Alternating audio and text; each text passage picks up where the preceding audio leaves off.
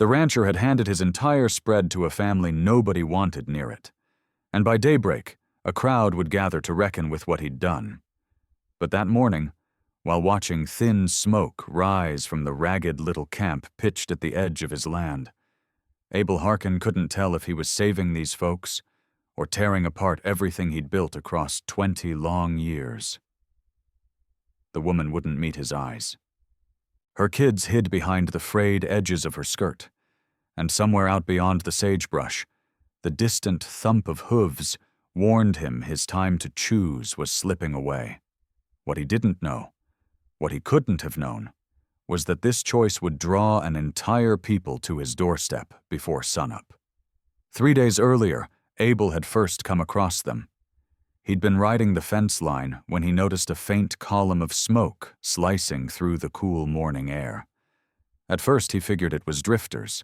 Then he saw the shelter, just a sheet of tired canvas tied between dead limbs, and the woman crouched beside a fire that made more smoke than warmth. 2 children huddled close.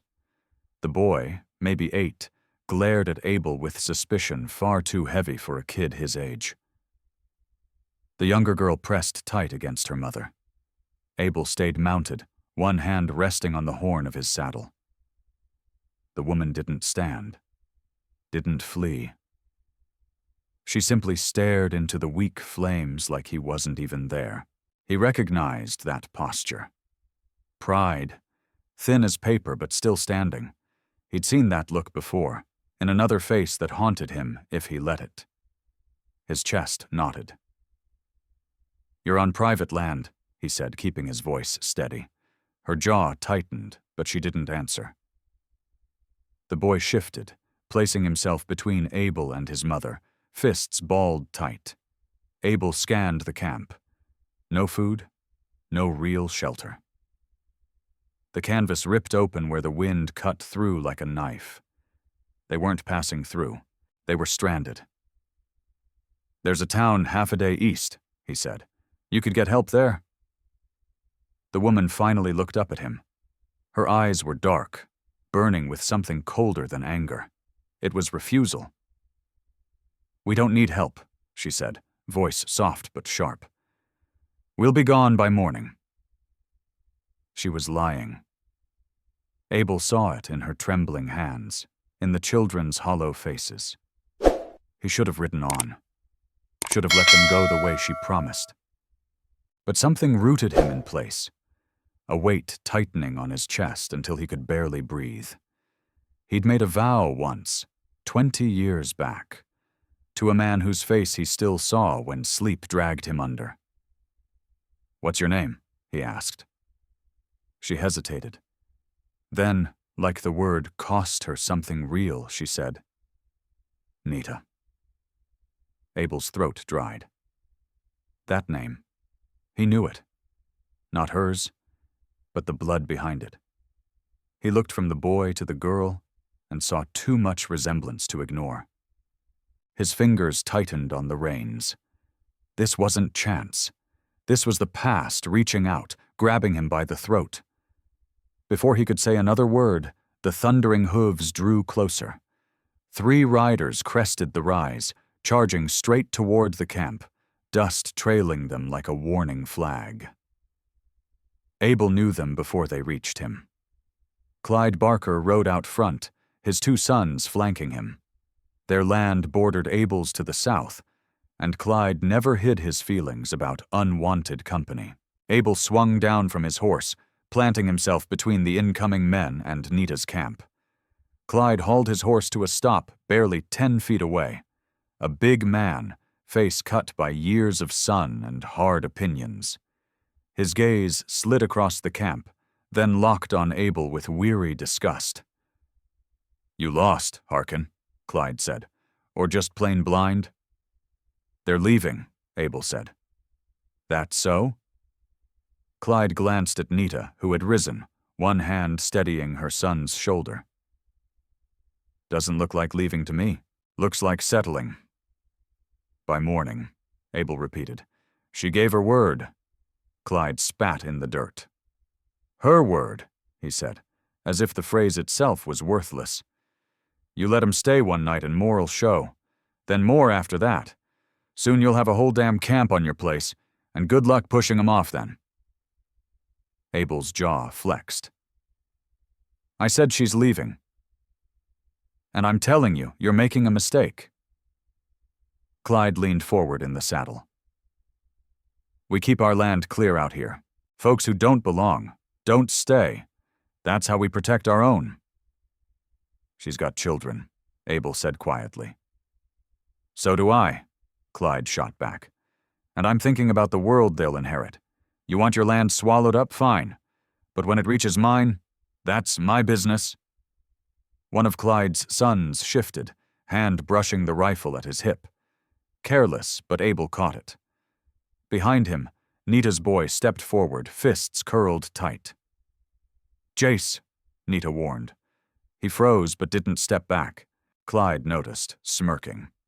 "Brave kid? Foolish but brave?" "Enough," Abel snapped, harsher than he meant. Clyde studied him a long moment, then shook his head. "You're a fool, Harkin. Always have been. Soft hearts don't last out here." He turned his horse. His sons followed. But before he rode off, Clyde looked back. "Sunrise," he said. "If they're still here, I'm coming back with more than talk." When they vanished over the ridge, only dust and dread remained. Abel stood there, feeling the weight of that moment settle like wet wool on his shoulders. He'd bought them time, maybe 12 hours. After that, Clyde would return, and he wouldn't be alone. Abel turned to Nita. She met his gaze with that same burning defiance. But now fear flickered beneath it. Fear for her children. "You should go," she said, her voice steady, hands trembling. "This isn't your fight." Abel glanced at the boy, Jace, standing guard like a fence post with fists, and at the little girl, Tiva, peering out with wide, hungry eyes. 20 years ago, a man had saved his life. A man who owed him nothing. A man who'd risked everything to drag a stubborn young rancher out of a gorge he should never have ridden into. That man had worn the same expression Nita wore now, dignity wrapped tight around desperation. Abel had sworn then, bleeding into the dirt, that he'd repay that debt, that if that man ever needed anything, he'd give it. The man's name had been Roe.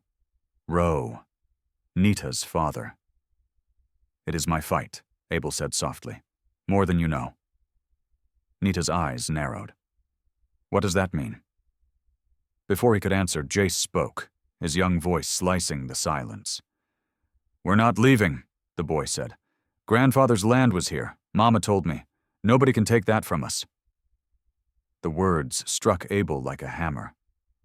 Because the boy was right. This land had been Roe's, long before surveys and papers and men like Abel unknowingly bought stolen ground. And now the truth demanded to be faced. Standing before Roe's daughter and grandchildren, Abel Harkin finally understood what must be done. There was only one way to repay a debt that had lived inside him for 2 decades. One way to set things right. He had to return what never should have been taken. He had to give all of it back. Abel rode toward town as the sun climbed higher, each mile pressing heavier on his shoulders. By the time he reached the land office, his grip was steady, but his mind spun with every sane reason to turn around. Inside, Jed Flint, a narrow man who had been shuffling paperwork in this territory for 30 years, lifted his gaze with the boredom of someone who'd seen even the strange become ordinary. "Need to file a transfer," Abel said. Without looking up, Jed reached for a form. "Selling or buying?" "Giving." That brought Jed's head up. He stared at Abel like he was trying to decide whether the man was drunk, desperate, or out of his mind. "Giving," Jed repeated slowly. "As in, no money exchanged?" "That's right." "To who?" "A woman named Nita," Abel said, spelling it out. "No family name, not yet." Jed leaned back in his chair, drumming his fingers against the desk. That's not exactly how most folks do business, Harkin. You know, once this is filed, it's permanent. No going back when you rethink it. I know. And the land? All of it, Abel said. Every acre I own. Jed's fingers went still. You're giving away your entire ranch? Yes. To a woman you barely met? To the daughter of a man who saved my life 20 years ago. Jed studied him again, then exhaled through his nose and pulled the right forms. Your funeral, Harkin. I'll need her full name, and I'll need her to sign. Both of you have to be here. I'll bring her before sunset. Better make it quick, Jed muttered. If Clyde Barker hears about this, he'll have thoughts. Abel stepped out with the unsigned papers tucked into his coat. The ride back felt longer, every hoofbeat a countdown toward Nita's choice, between pride and her children's survival. When Abel reached the camp, she was tying up the last of their meager belongings. The canvas shelter was already down. The fire cold. True to her word, she was preparing to leave. Jace spotted Abel first. The boy stepped into place in front of his mother again, the same stubborn courage in his stance. Abel swung down from the saddle and pulled the folded papers from his pocket. You said this land belonged to your grandfather, he told Nita. You were right. Her hands froze on the bundle she was tying. Your father was Roe, Abel continued. 20 years ago, he hauled me out of a ravine after my horse fell. My leg was broken, my ribs cracked. I was bleeding out. He didn't know me, didn't owe me a thing. But he carried me 2 miles to the nearest settlement. Stayed until he knew I'd live. Nita's face stayed unreadable, but her knuckles whitened on the canvas. Before he left, Abel said, I made him a promise. Told him if he or his family ever needed anything, I'd be there. He laughed, said promises from dying men don't count. But I meant every word. My father died 6 years ago, Nita said quietly. I know. I heard. Abel held the papers out to her. This land was his before the surveyors carved it up, before boundaries were drawn and sold off to men like me who never knew what we were taking. I can't change the past, but I can return what was his. Nita stared at the papers as though they might burn her. These are transfer deeds, Abel said. Sign them, and this land becomes yours. All of it. The house, the corral, the water rights. Why? She demanded, the word sharp with distrust. Because it's the right thing, Abel answered, and because your father saved my life. This is how I make that right. Nita didn't move. I don't want your guilt, she said. It isn't guilt, Abel said. It's honor. Your father carried it. I believe you carry it too.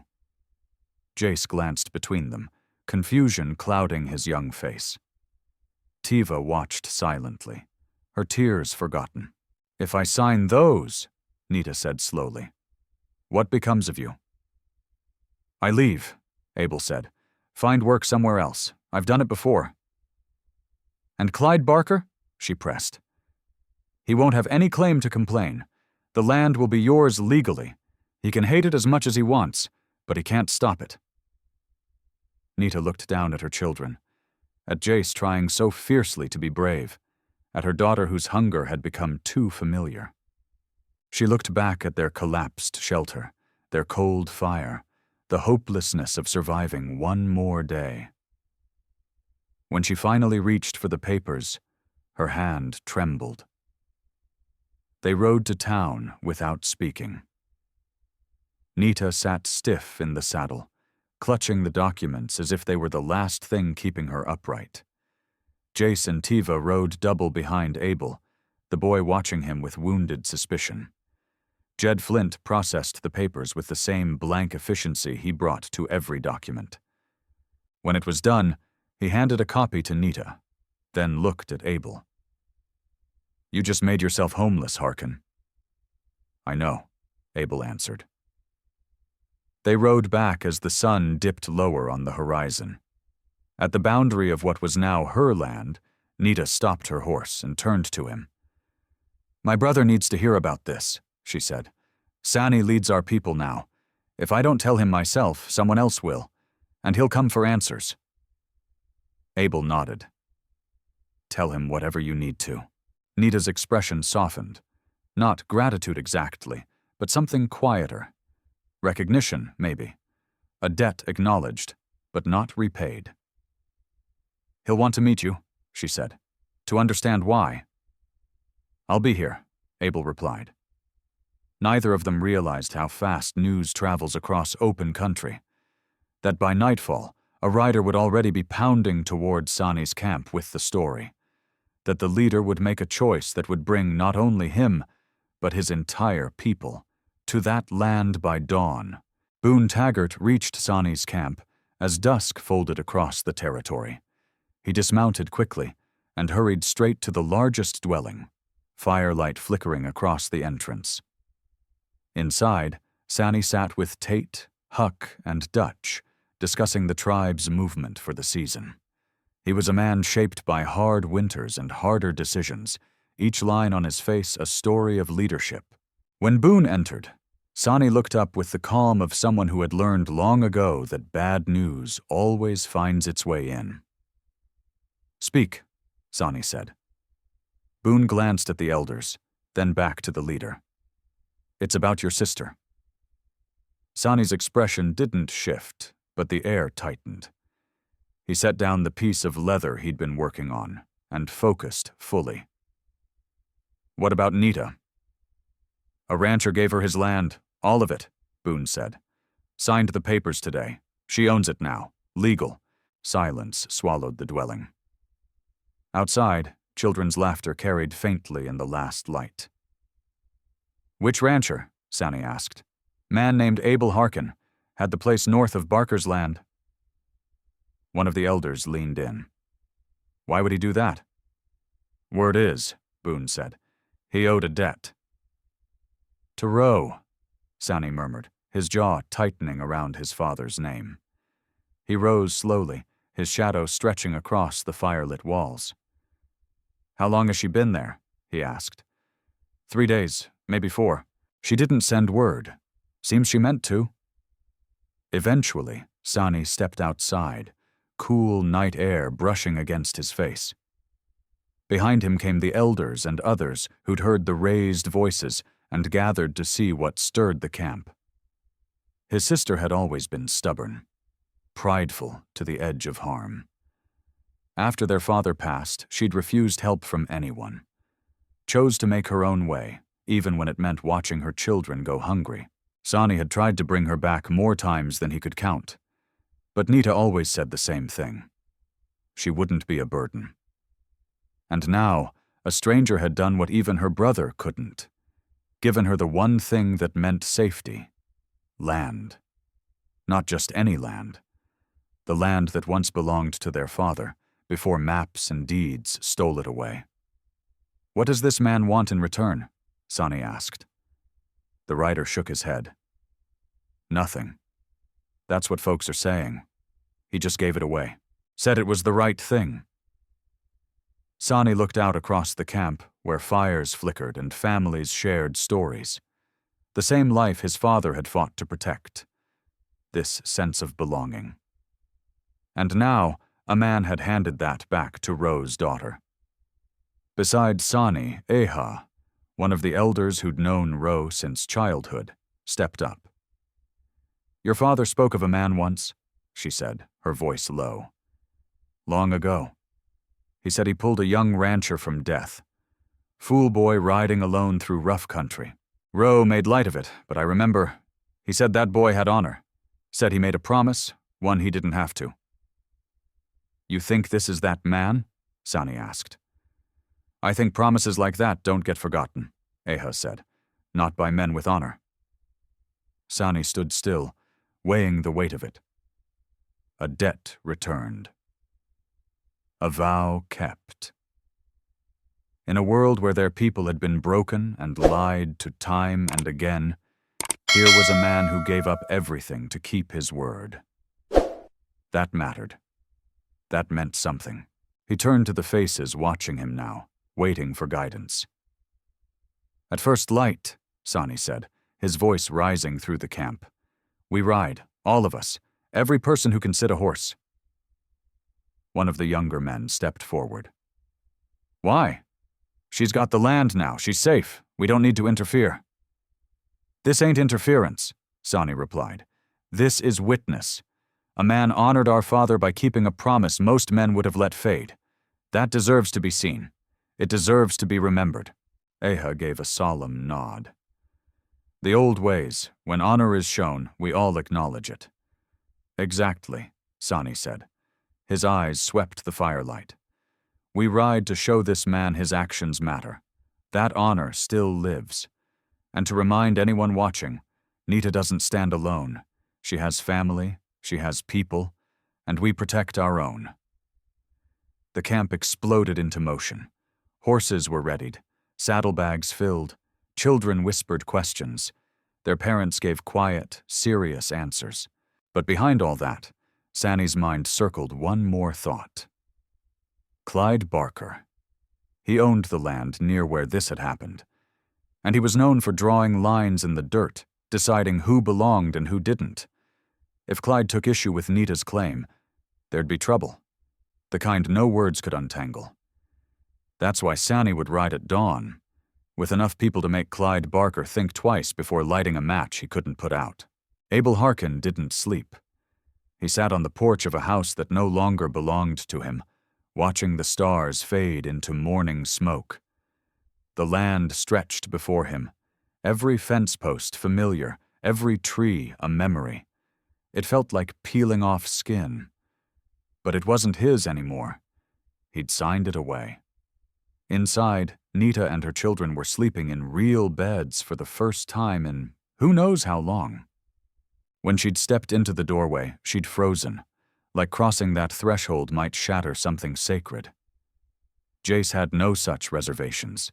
He'd raced in, wide-eyed, marveling at the roof and the fireplace and the sturdy furniture. The little girl, Tiva, Abel had learned, had cried. Not from fear, but from a relief so raw it broke something in him to witness.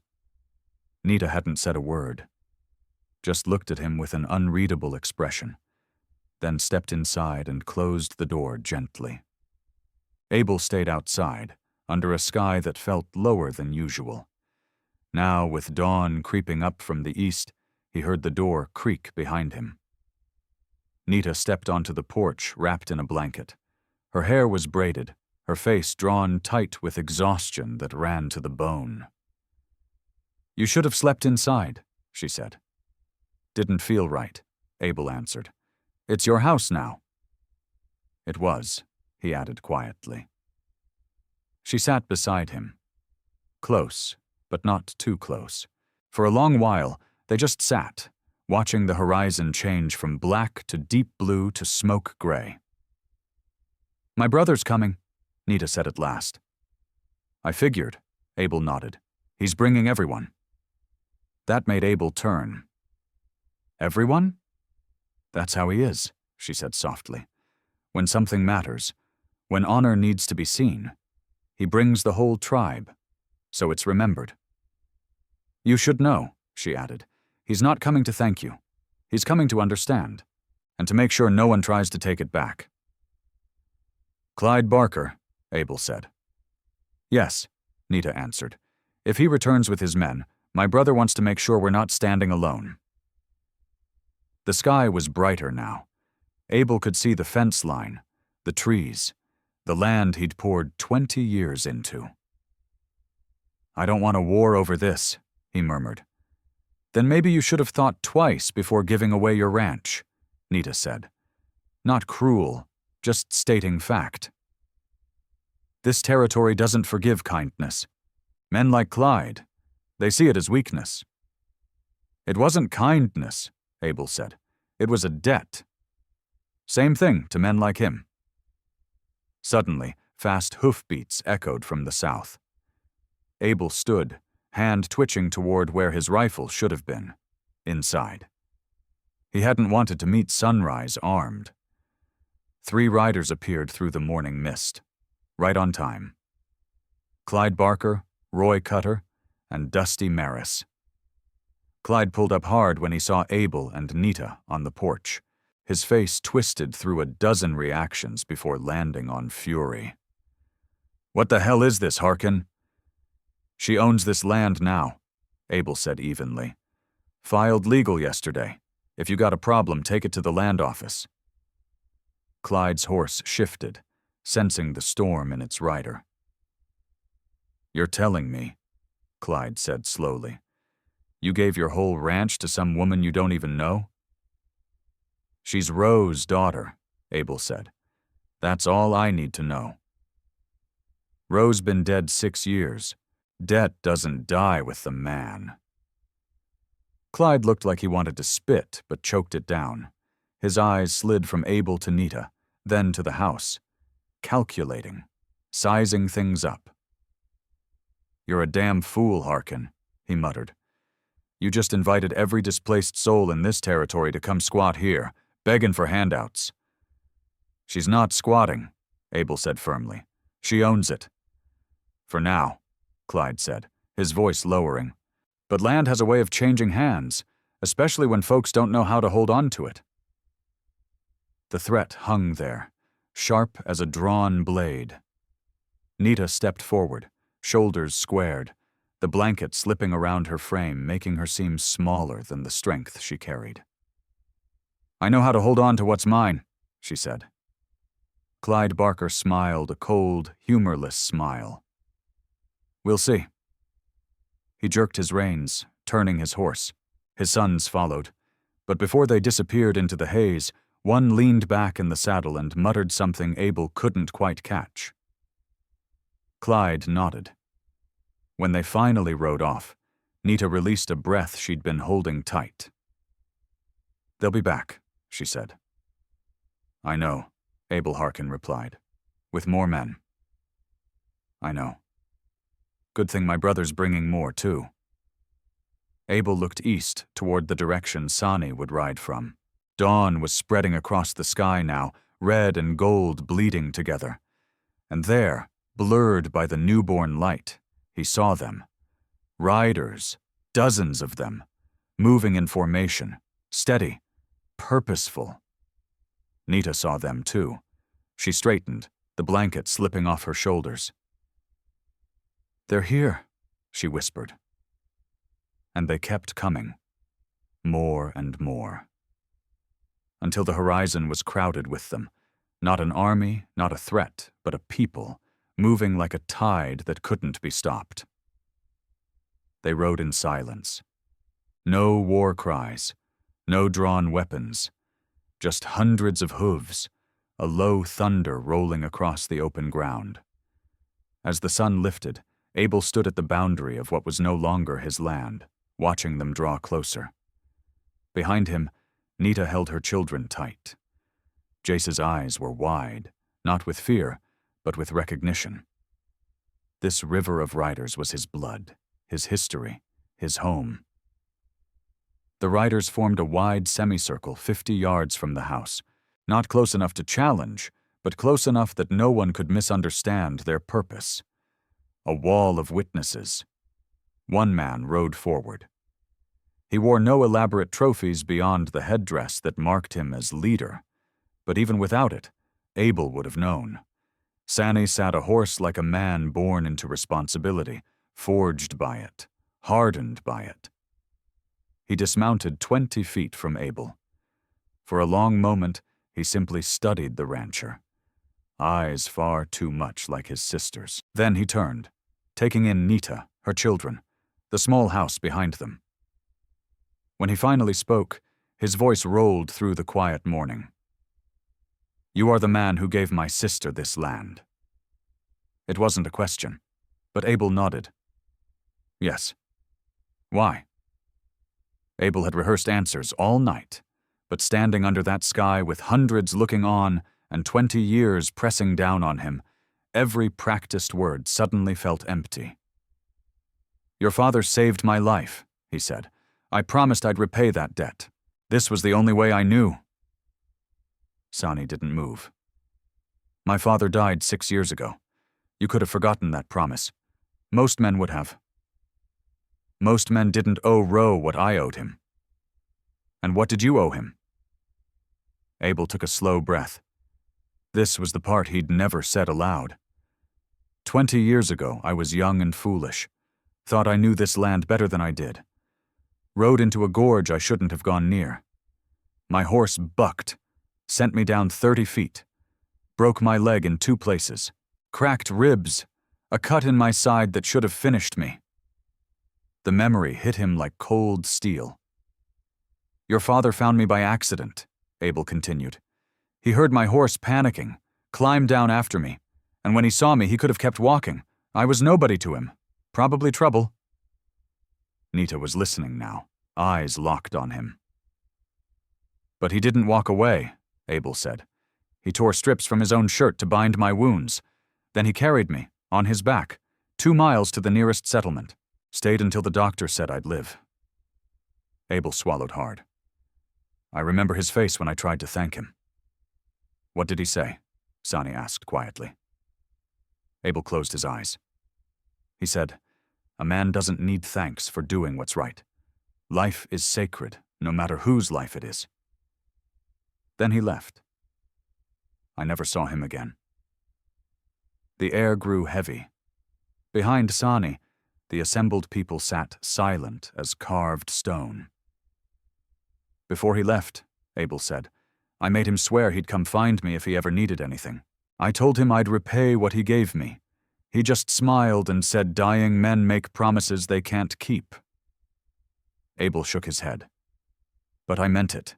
Kept that promise buried in me for 20 years. Sani looked towards Nita. Something unspoken passed between them. Then he stepped closer.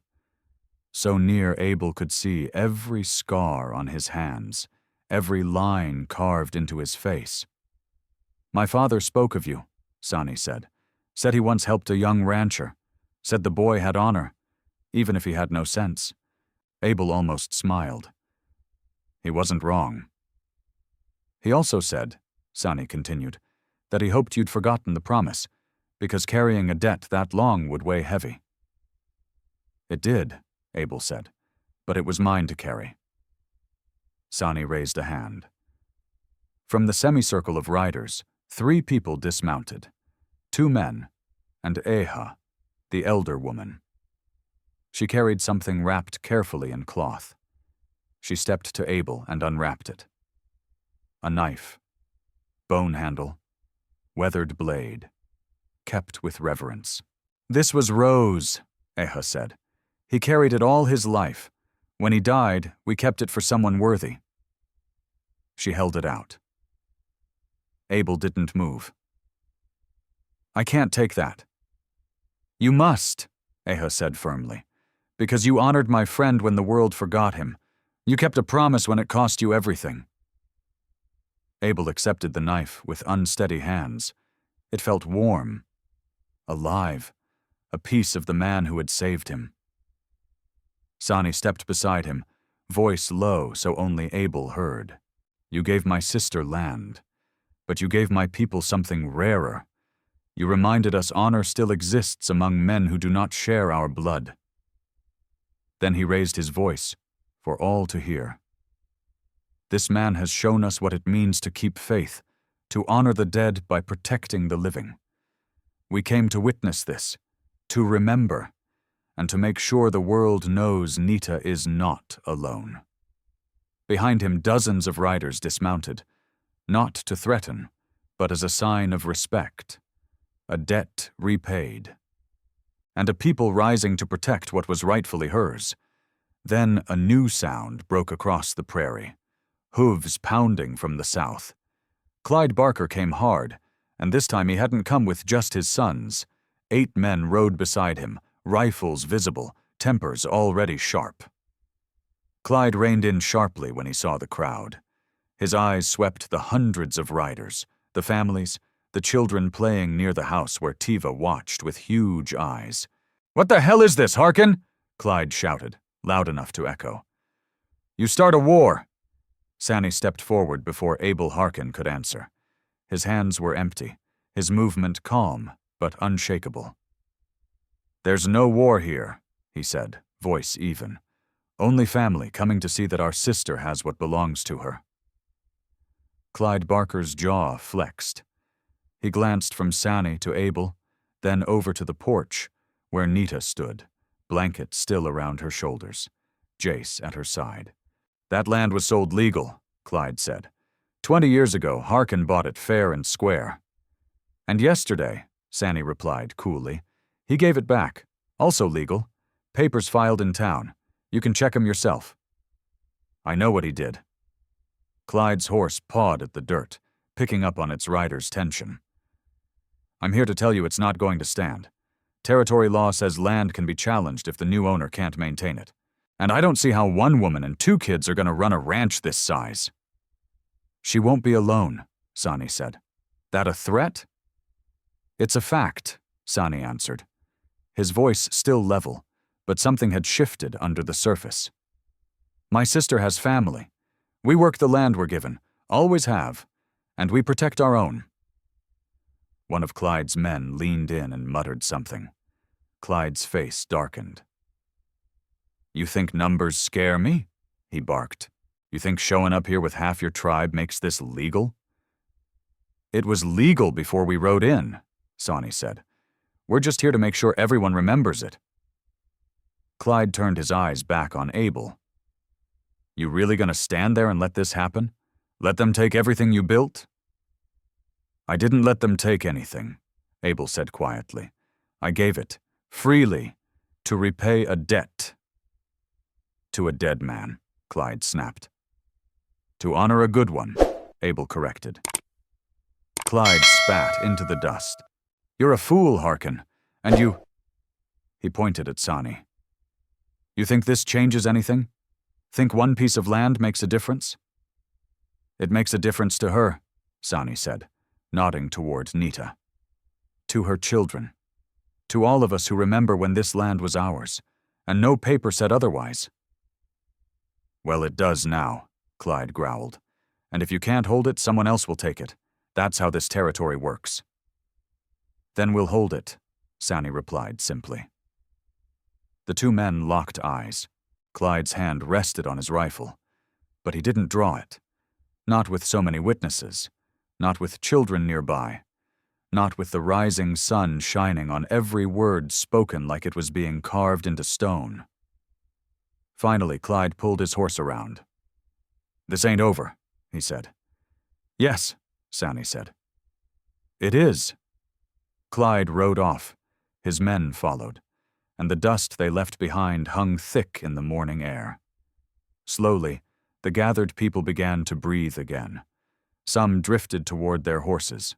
Others moved toward the house, toward Nita, offering words Abel couldn't understand, but could recognize as comfort.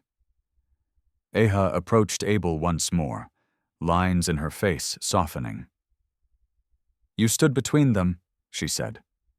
"Didn't do much standing," Abel replied. "You stood by your word. That's the only kind that matters." She gave him a nod and returned to the others, leaving Abel alone with Sanny. "Clyde Barker will come back," Abel said low. "Let him," Sanny replied, gazing across the land his father once walked. "He'll find the same thing waiting. People who won't be moved. He can hate it, but the law's the law. And more than that, this is right. Right doesn't always win." "No," Sanny agreed. "But it's got a better chance when people see it. That's why we came. Not to fight. To be seen." He turned to Abel. "You got no home now?" It wasn't a question, but Abel still answered. "No. My father would have wanted you looked after. The way he looked after you in that gorge." "I don't need charity." "It's not charity," Sanny said. "It's what you gave my sister, a place to stand, a chance to belong." Before Abel could respond, Jace came running, eyes bright. "The elder says you can stay," the boy said, breathless. "In the old barn. It ain't the house, but it's dry, better than nothing. And Mama says you know the land. We need that. Someone who knows what to do." Nita approached behind him, her expression unreadable. "You don't have to stay," she said. "You've done enough." "But you could," Jace added quickly. "If you wanted."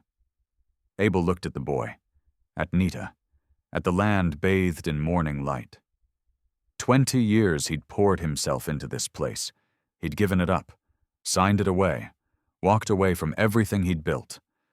But standing here now, with the boy watching him like he mattered, with Nita's guarded hope and Sani's quiet offer of belonging, maybe the debt wasn't done being paid. Maybe there was still more to do. "I'll stay," Abel said. "Long as you'll have me." Jace grinned wide. Nita's shoulders eased, and Sani rested a hand on Abel's shoulder. Brief, but heavy with meaning. Around them the people began to settle, not leaving. Not yet. These witnesses to honor began repairing fences, clearing fields, doing the work that said, "We're here. This land has a family now." And when the next sunrise came and they finally rode home, they would carry the story of a rancher who kept a promise, of a sister who came home to belonging, of honor that went deeper than blood, deeper than history. They would carry it, and they would remember. It was 3 weeks before the riders returned to their camps. But in those weeks, everything changed. The corral was mended. The fences stood strong again. Overgrown fields were cleared and tilled. Men and women worked shoulder to shoulder, hands knowing what land demanded. Abel Harkin worked among them, not as owner, but as something better, something honest. He showed them where floods pooled during heavy rain, where the best water ran, how to brace the barn when winter winds howled. Jace trailed him everywhere, asking questions faster than Abel could answer. The boy was fire and motion, eyes always reaching, mind always hungry. "How come you tie the fence post like that?" Jace asked one afternoon. "So it don't shift when cattle lean on it," Abel replied, knotting the rope tight. "But we ain't got cattle. Yet. Your mama's gonna need livestock if this land's gonna feed you." Jace thought on that. "You'll teach me how to care for them?" Abel looked at the boy, saw row in his cheekbones, in the way he squared his shoulders. "Yeah," he said, "I'll teach you." From a distance, Nita watched them, expression unreadable. She'd thrown herself into the work with fierce devotion, up before dawn, last to rest. But Abel noticed her shoulders had softened. She smiled more when Tiva laughed. She looked at the land not like it might be taken again, but like it was hers. One evening, as folks packed up tools, Sani found Abel by the barn. "My people'll return in spring," he said. "Help with planting. And if Barker comes back, we'll know long before he does." "You don't need to keep watch over us," Abel said. "Yes," Sani replied. "We do," Sani said, voice low, steady. "Because this is more than a patch of soil now. It's proof things can be different. That honor still means something. And we need that as much as you do." He set his hand on Abel Harkin's shoulder, a gesture he'd given weeks ago. But now it carried something deeper. Acceptance. Brotherhood. "My father chose well," Sani murmured, "the day he pulled you from that gorge." Then he turned and walked away, leading his people home under a sky where the stars felt so close, you almost believed you could touch them. Abel stayed where he was, alone in the quiet. Crickets hummed. Wind slid through the grass. Horses shifted softly in the corral. He'd given up everything he owned, 20 years of sweat, grit, and seasons. He should have felt empty. He should have felt lost. Instead, he felt lighter than he had in half a lifetime. Behind him, the barn door opened with a gentle creak. Nita stepped out, wrapped in a shawl against the cooling air. "The children are asleep," she said. Abel nodded. They had fallen into this quiet routine these past weeks, standing side by side as night settled over the land like a soft blanket.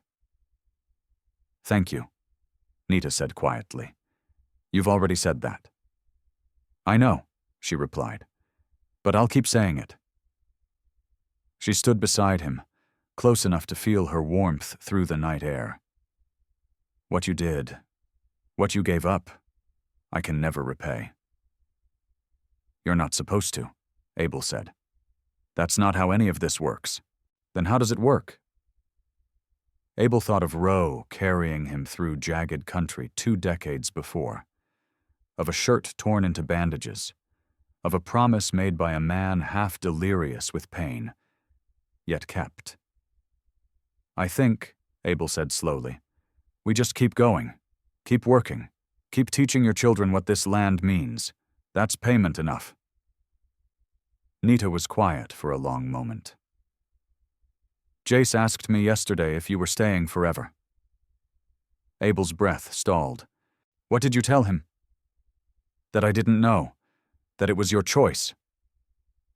Abel looked towards the house, toward the land stretching under the starlight, everything he'd surrendered and somehow gained back in another form.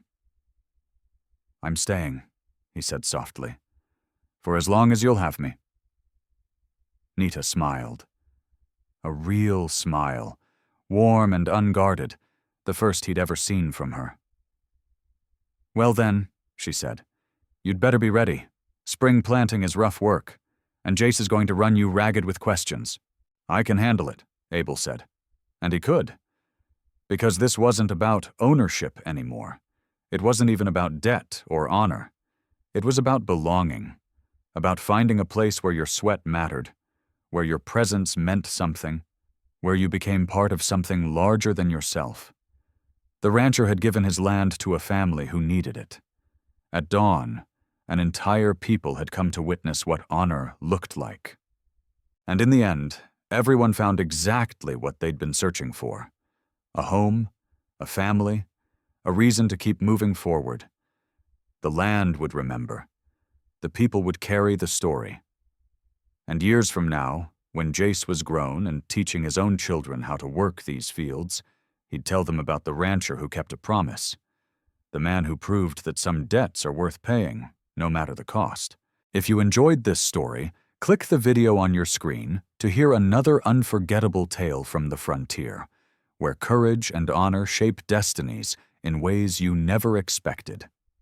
And don't forget to subscribe or leave a super chat to help us keep bringing you more stories like this.